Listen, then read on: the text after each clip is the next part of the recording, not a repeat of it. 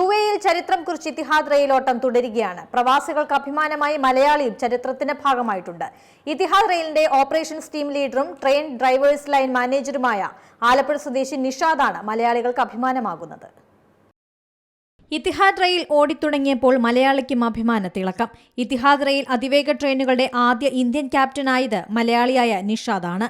ആലപ്പുഴ സ്വദേശിയാണ് നിഷാദ്. 12 വർഷം മുൻപ് UAE-യിലെത്തിയതാണ് അദ്ദേഹം.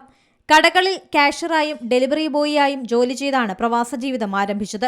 പിന്നീട് palm Jumeirah, monorail, Dubai tram, Dubai metro എന്നിവിടങ്ങളിൽ ഇൻസ്ട്രക്ടറായി നിഷാദ് റെയിൽവേയിലെത്തി.